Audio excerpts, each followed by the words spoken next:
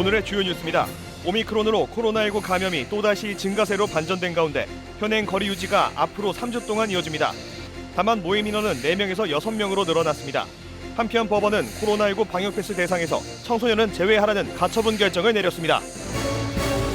잇따른 아파트 건립으로 난개발 우려가 커지고 있는 군산 은파호수공원 주변이 개발 행위 제한 지역으로 한시 지정될 전망입니다.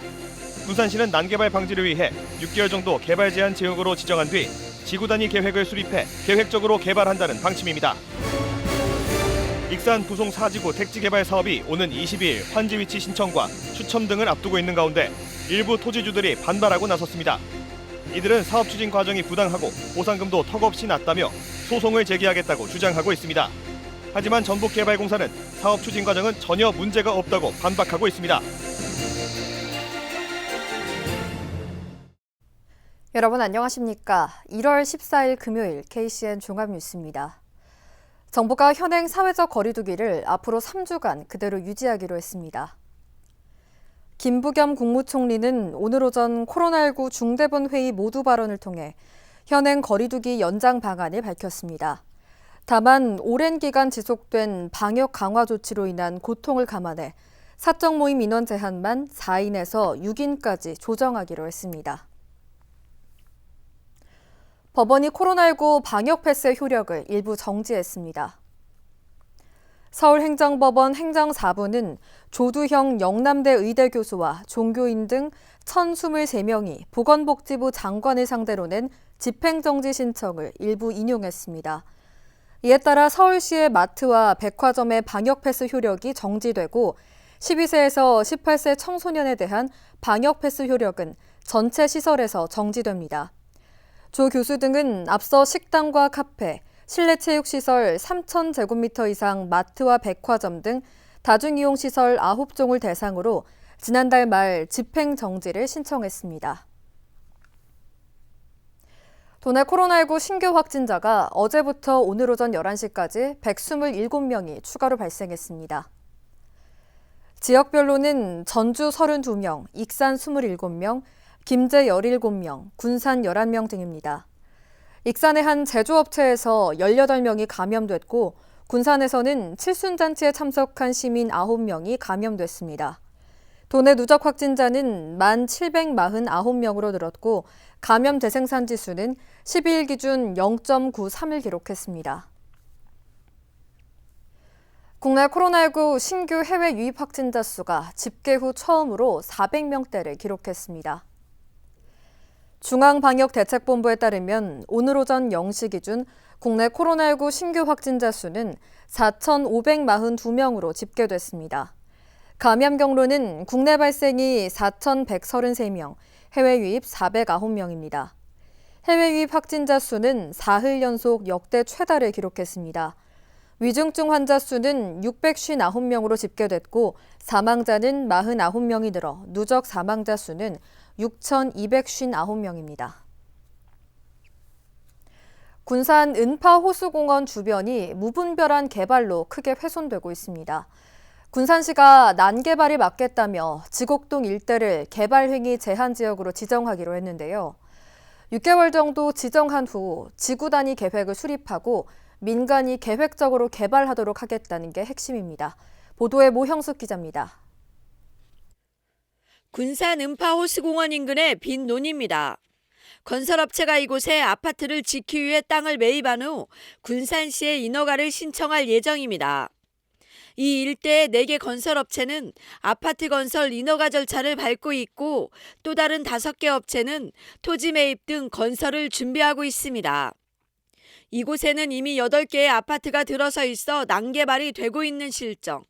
인구 과밀 현상은 물론 하수도 용량을 초과해 관로 개량과 펌프장 증설, 도로 30% 이상을 확보해야 합니다.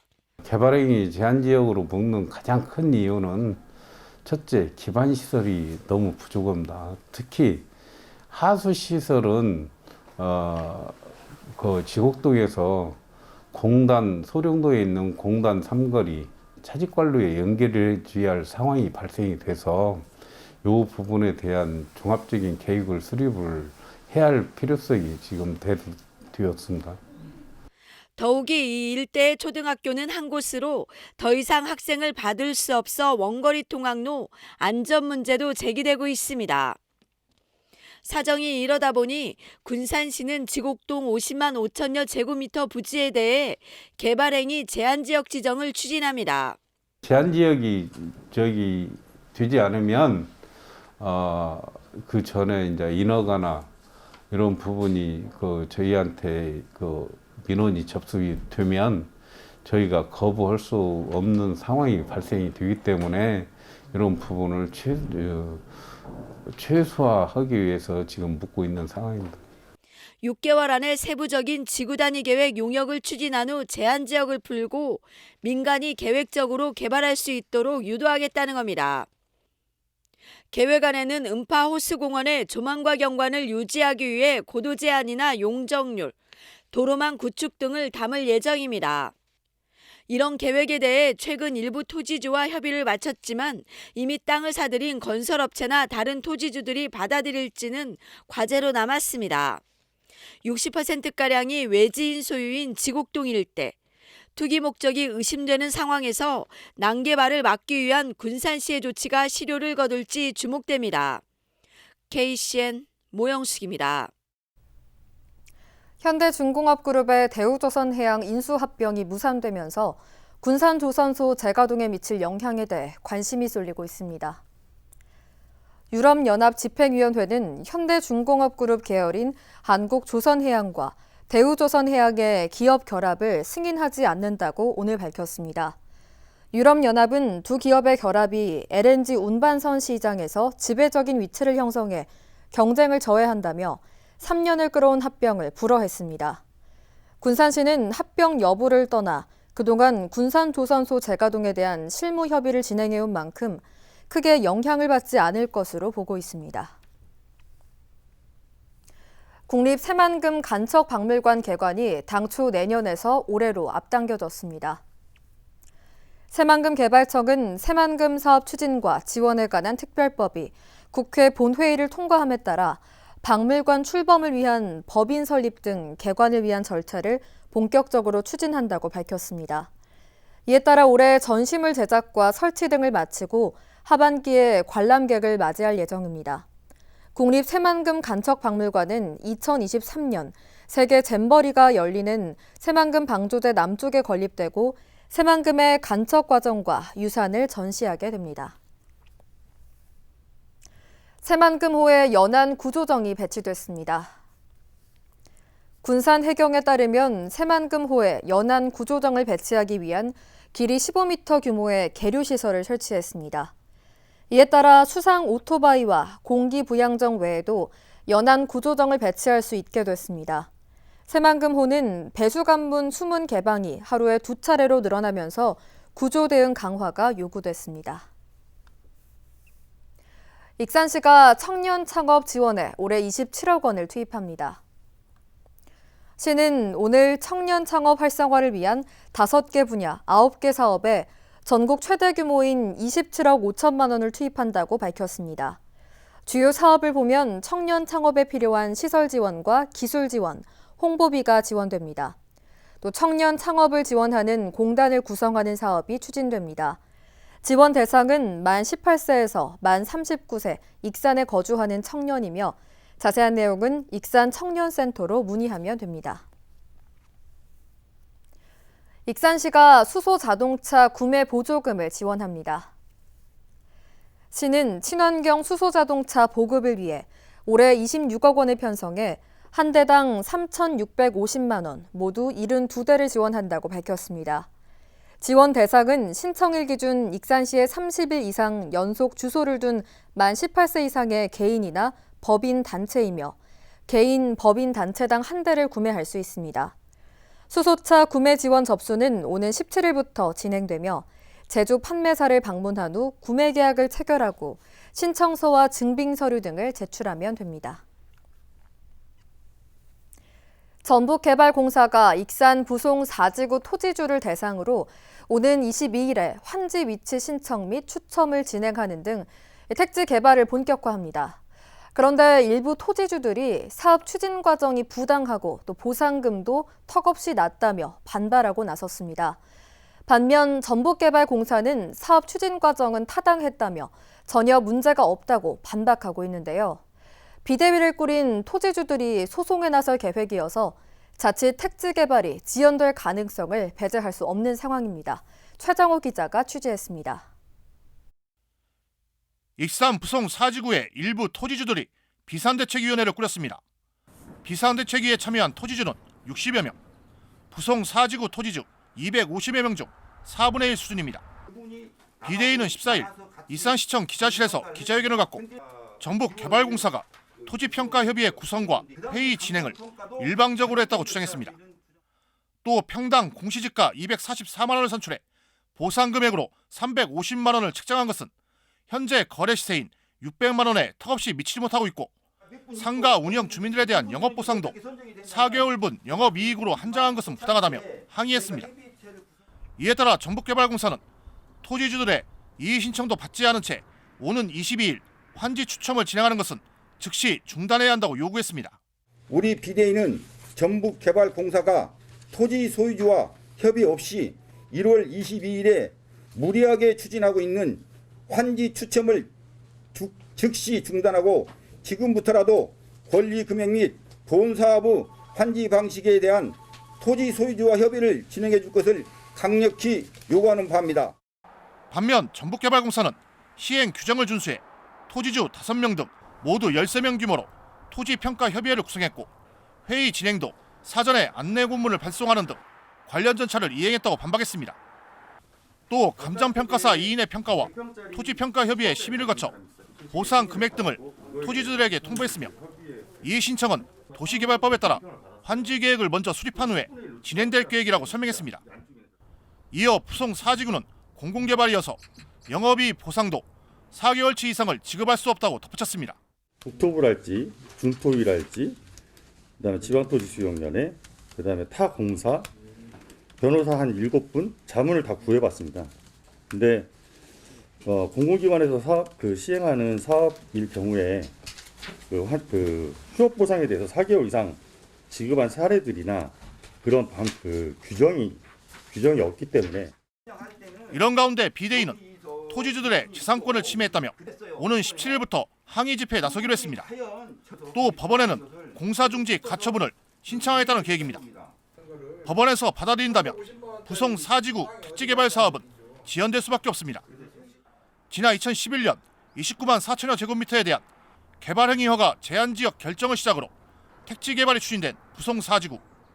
10년 넘게 시간이 흘러 택지개발이 본격화된 시점에서 일부 토지주들의 반발이 불거지면서 사업 추진이 안개 속으로 빠지는 것은 아닌지 우려됩니다. KCN 최정호입니다. 더불어민주당 군산선거대책위원회 공동선거대책위원장에 군산여고 3학년 고명아 학생이 포함됐습니다.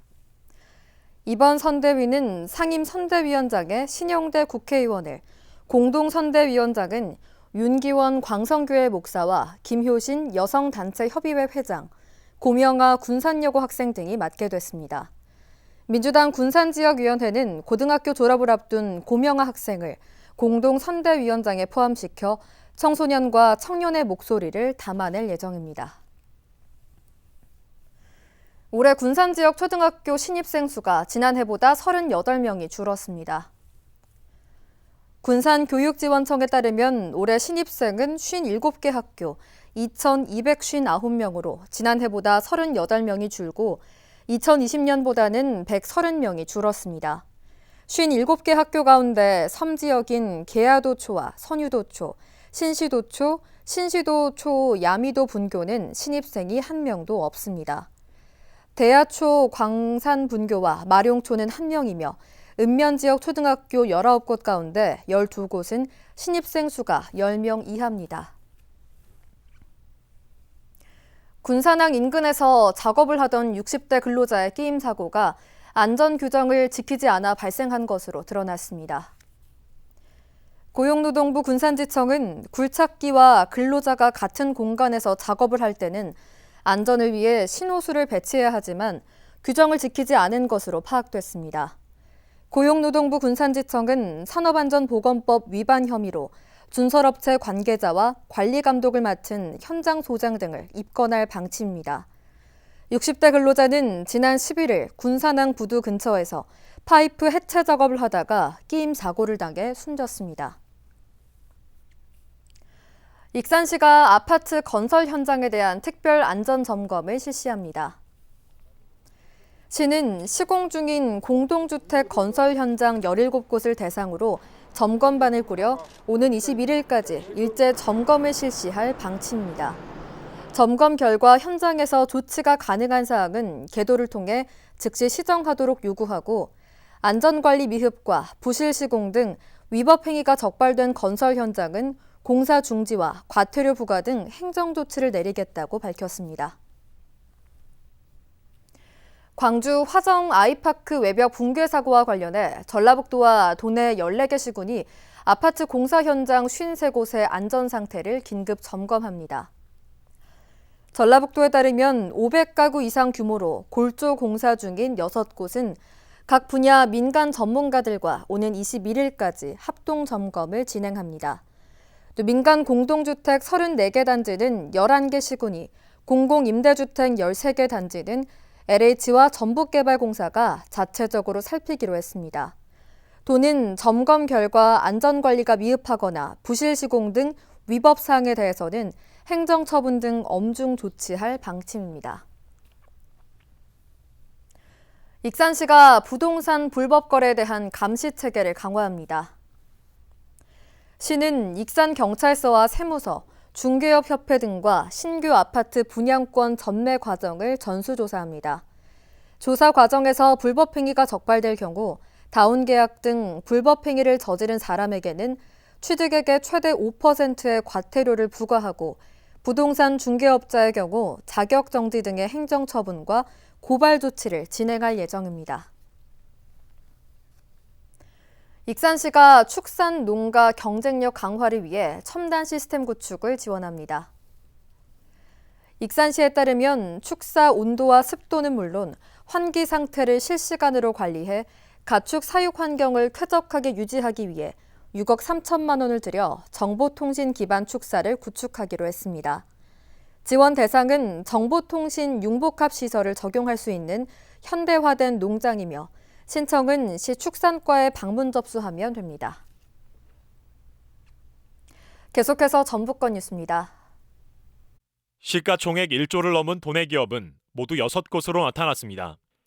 한국CXO 연구소의 기업 시가총액 순위에 따르면 도내에서는 일진 머티리얼즈와 두산 퓨얼셀, 솔루스 첨단 소재 등 도내 6개 기업이 시총 1조 원 돌파한 기업에 해당되는 것으로 드러났습니다.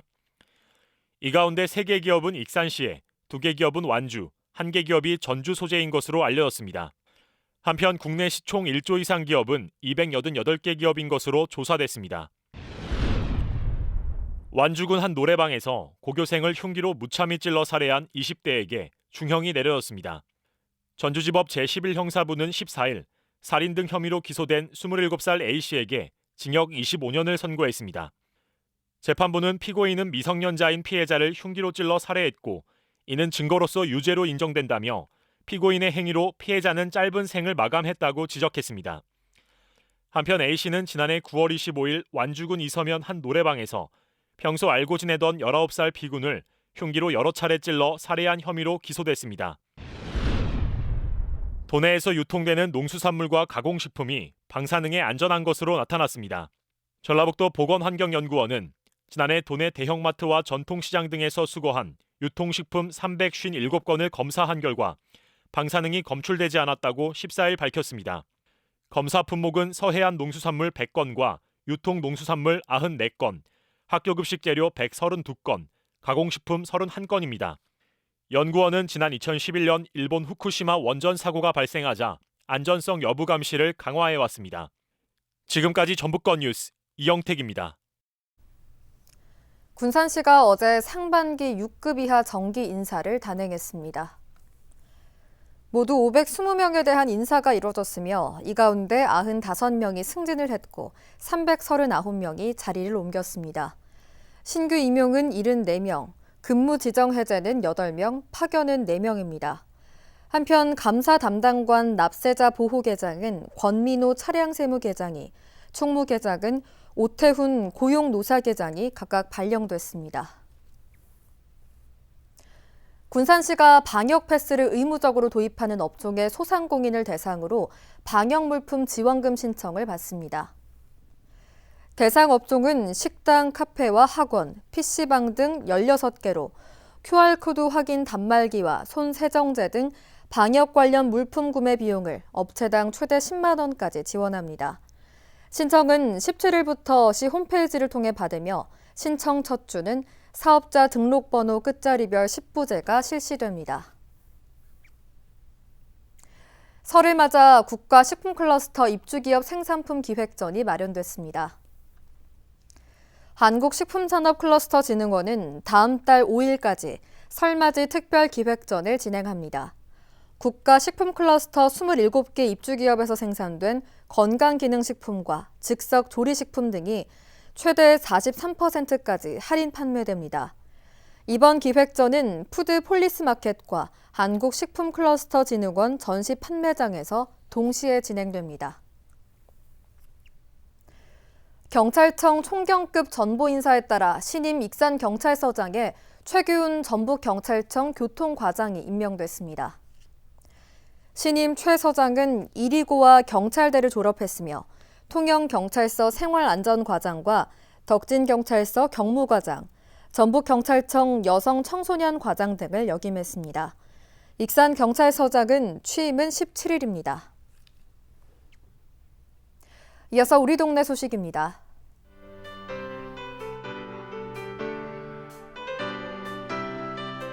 익산 산림조합이 익산시에 성금 1,000만 원을 기탁했습니다. 이날 기탁된 성금은 사회복지 공동모금회를 통해 지역의 저소득층 가구에 전달될 예정입니다.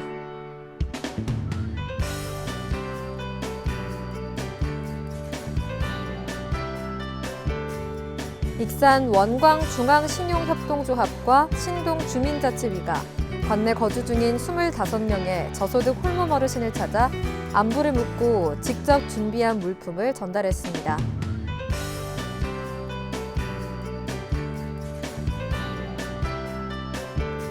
착한 가게로 정기적인 기부에 동참하고 있는 익산 동선의 낙지가 영등 일동 소외계층을 위해 성금 100만 원을 기탁했습니다. 다음은 내일의 날씨입니다.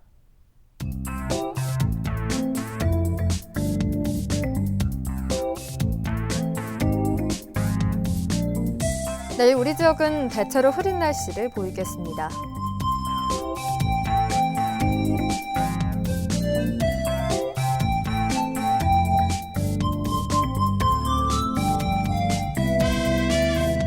내일 도내 최저기온은 영하 9도, 최고기온은 영상 8도로 예상됩니다.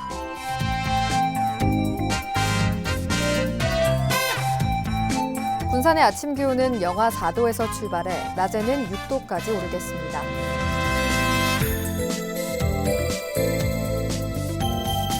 익산은 영하 5도에서 7도의 기온 분포를 보이겠습니다.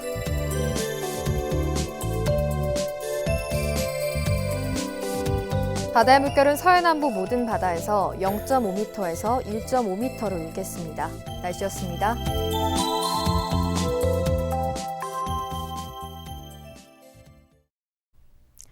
이상으로 KCN 종합뉴스를 마칩니다. 정확한 보도로 늘 함께하겠습니다. 시청해주신 여러분 고맙습니다.